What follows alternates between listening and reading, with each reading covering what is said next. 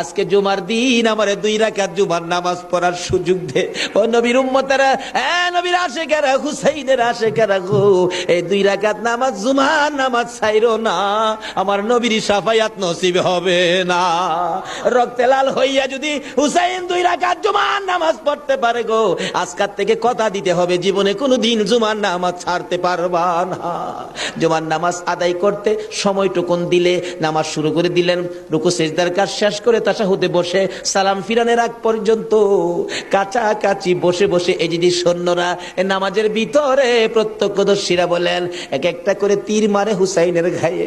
ডান দিক দিয়ে যদি তীরটা মারতো, বাম দিক দিয়ে বেরিয়ে যাইতো, সামনে দিয়া মারলে পিছন দিয়া বেরিয়ে যায়, এই কিসিমের তীর গো নামাজের ভিতরে বাহুতুরটা তীর লাগাইছে। হুসাইন সালামটা ফিরাইয়া নানা গো কইয়া কালতে কালতে জমিনে গড়াগড়ি সরি করে দিলে।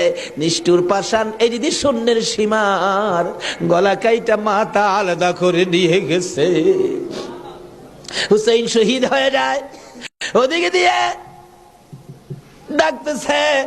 মুহররমের 10 তারিখ সন্ধ্যা যখন হয়ে গেল, উম্মে সালমা বলেন আমি মাগরিবের পর থেকে শুনতেছি নবীর রওজার চারপাশে কে যেন হাউ মাউ করে কাঁদতেছে।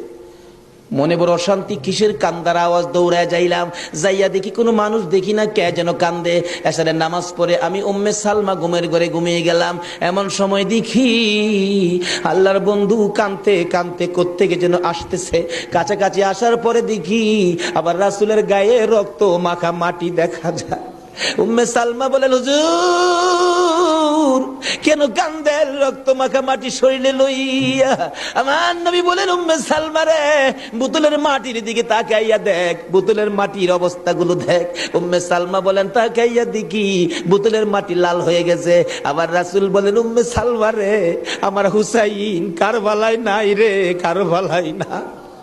উম্মে সালমা বলেন প্রশ্ন করলাম ইয়া রাসূলুল্লাহ, হুসাইন তো কারবালায় শহীদ, আপনার রওজার পাশে কাঁদলো কে জানতে চাই। আমার নবী বলেন আরে উম্মে সালমা, আমার হুসাইন যখন কারবালার জমিনে তীরের আঘাতে নানা কইয়া ডাক মারছে রে, আমি নবী রওজার থেকে বাহির হইয়া দৌড় মারছি। ওই সময় রহমতের ফেরেশতারা আমার রওজার পাশে বসে বসে কাঁদছে। আমি কারবালায় যাইয়া দেখি আমার হুসাইন তীরের আঘাতে রে নানা নানা কইয়া গড়াগড়ি করে। আমি হুসাইনকে আনজায়া ধরেছি। হুসাইন তীরের আঘাতে যতটা গৈর দিছে রে, আমি রাসূল হুসাইনের সাথে ততটা গৈর কারবালার জমিনে দিয়েছি। এই হুসাইনের রক্ত কারবালার মাটিতে পড়েছে, এই রক্ত মাখা মাটি আমি নবীর গায়ে লাগছে। এই উম্মে সালমা জানাইয়া দিস রে, এই রক্ত মাখা মাটি আমি রাসূলের কাছে জমা থাকবে। আসরের জমিন যেদিন গায়ে হবে আমি আমার মাওলার দরবারে হুসাইনের রক্ত মাখা মাটিগুলি তুলে ধরবো। মাবুদ, আমার মেয়ে ফাতেমা সন্তান কুরবানি করেছে আমার উম্মতের নাজাতের জন্য। এই যে দেখো হুসাইনের কারবালার রক্ত মাখা মাটি তুলে ধরলাম, আর ফাতেমা হুসাইনের মাথাটুকু লইয়া দাঁড়াইয়া বলবে আমি হুসাইনের মাথাটুকু তুলে ধরলাম। মাবুদ গো, এর বিনিময়ে আমার বাবার উম্মতের মাফ করে দাও।